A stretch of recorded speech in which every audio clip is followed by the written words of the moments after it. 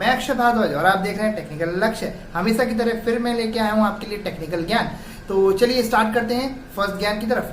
तो first point है हमारा Gmail, difference between Gmail and email. कई लोगों को कंफ्यूजन रहता है कि जीमेल और ईमेल में डिफरेंस क्या है या फिर होते क्या है। तो मैं वही बताने वाला हूं कि जीमेल का मतलब है गूगल मेल और ईमेल का मतलब होता है इलेक्ट्रॉनिक मेल। अगर मैं आसान भाषा में आपको समझाऊं तो मैं ये कह सकता हूं कि जैसे पहले जब हमारे पास संसाधन की कमी थी, टेक्नोलॉजी थोड़ी कम थी, उस समय में हम पोस्ट ऑफिस का ज़्यादा यूज़ करते थे। और किसी को अगर हमें लेटर भेजना है या फिर कोई भी न्यूज़ देनी है तो लेटर के माध्यम से जाता था और हम उस पर्सन को तक पहुंचाने के लिए उसका एड्रेस लिखते थे और अपना एड्रेस भी उसमें मेंशन करते थे और हम पोस्ट ऑफिस में उसको सेंड कर देते थे पोस्ट ऑफिस के थ्रू। तो पोस्ट ऑफिस के थ्रू हम उसको सेंड करते थे और जिस पर्सन का एड्रेस हम डालते हैं उसको रिसीव होता था वो। तो सेम प्रोसेस वही है, बस टेक्नोलॉजी चेंज हो गई है। अब हम वही काम इलेक्ट्रॉनिक मेल के थ्रू करते हैं। मतलब अब हमारा फिजिकली काम थोड़ा कम है, फिजिकली नहीं है, हम इलेक्ट्रॉनिक मेल के थ्रू करते हैं, लेकिन प्रोसेस बिल्कुल सेम है। यहाँ भी हमें एड्रेस की जगह उस यूजर नेम की जरूरत पड़ती है जिसको हमें सेंड करना है, और यहाँ इंडियन पोस्ट ऑफिस की जगह हमें सर्विस प्रोवाइडर जैसे जीमेल, याहू, हॉटमेल, बहुत सारे सर्विस प्रोवाइडर हैं, उनकी जरूरत पड़ती है। अगर हमारे पास ये दोनों चीज अवेलेबल होती है तो हमें एक मिलती है आईडी। इस आईडी के थ्रू हम क्या करते हैं, अपना लेटर या कोई भी न्यूज सेंड करते हैं। तो समझ में आ गया आपको जीमेल और ईमेल में डिफरेंस क्या है। चलिए करते हैं सेकंड ज्ञान की तरफ। तो सेकंड ज्ञान में हम बात करेंगे रेम और रोम का डिफरेंसेस। कई लोगों को कंफ्यूजन होता है कि रेम क्या होती है, रोम क्या होती है, इनमें डिफरेंसेस क्या होते हैं और कहाँ कहाँ इनका वर्क होता है, कैसे इनका प्रोसेस होता है, मैं सब कुछ समझाने वाला हूँ। तो ध्यान से सुनिए। रेम की फुल फॉर्म है रैंडम एक्सेस मेमोरी और रोम की फुल फॉर्म है रीड ओनली मेमोरी। जैसे इनकी फुल फॉर्म है वैसे इनके काम। तो बोलते हैं ना, जैसा इनका नाम वैसे इनके काम।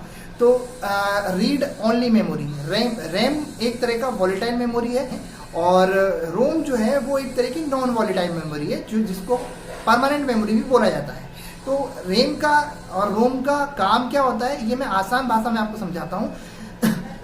बेसिकली रेम और रोम, जैसे अगर आप किसी स्टडी रूम में बैठे हुए हो और आपके पास एक स्टडी टेबल है जिस पे आप स्टडी कर रहे हो, आपको किसी बुक की जरूरत पड़ती है, आप दूसरे रूम में जाते हैं और उस बुक को कलेक्ट करके अपने उस टेबल पर रखते हैं। वन बाई वन आपको सेकंड बुक की जरूरत पड़ती है, आप सेकंड बुक उठा कर लाते हैं, पिकअप करके लाते हैं, फिर उसको रख देते हैं। ऐसे ही थर्ड बुक को जाते हैं, थर्ड को लेकर आते हैं। ये प्रोसेस आपका चलता रहता है और एक टाइम ऐसा आता है कि आपके टेबल पर स्पेस ही नहीं होता कि अब आप कोई बुक लाएं और उसको रख पाएं।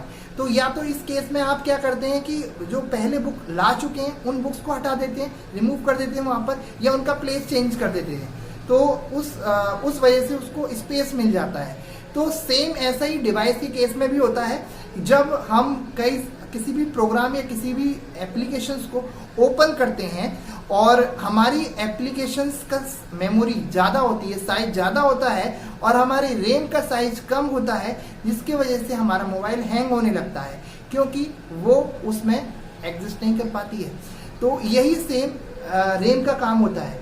अब रोम की बात अगर मैं करूं तो रोम का काम है स्टोरेज करने का। अगर आप किसी एप्लीकेशन को ओपन कर रहे हैं, अगर वो ओपन करते टाइम जो मेमोरी लेती है वो एक्सेस मेमोरी होती है, मतलब रैम कह सकते हो, वो उसमें उस टाइम में रैम काम करेगी। जहां वो स्टोर होती है वहां पर रोम काम करती है। अगर आप अपनी डिवाइस को क्लोज कर दोगे तो जो आपने ओपन किया है वो सारा इरेज हो जाएगा, लेकिन जहां स्टोर कर रखा है वो आपका सेव रहता है। तो रैम और रोम में डिफरेंसेस पता चल गए आपको। मूव करते हैं थर्ड ज्ञान की तरफ। तो हम इसमें बात करेंगे जो हम अपनी डेली लाइफ में बहुत ज़्यादा यूज़ करते हैं, कंप्यूटर, जिसका हमें हमारी लाइफ में बहुत ज़्यादा इंपॉर्टेंट रोल है, लेकिन कहीं ना कहीं हमें ये नहीं पता कि उसके जन्मदाता कौन है। तो मैं वही बताने जा रहा हूँ कि उनके जन्मदाता का नाम है चार्ल्स बेबेज। इन्होंने ही 19वीं सदी में कंप्यूटर का आविष्कार किया था और ये मैथ्स के प्रोफेसर भी रह चुके हैं। तो ये था आज का ज्ञान। तो अब आपने मेरी इस वीडियो को लास्ट तक देखा ही है, तो अब मैं आपके लिए लाया हूँ एक क्वेश्चन।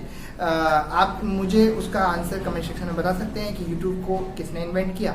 तो कौन कौन है, क्या क्या उनके नाम है, आप मुझे इसका आंसर कमेंट सेक्शन में दे सकते हैं।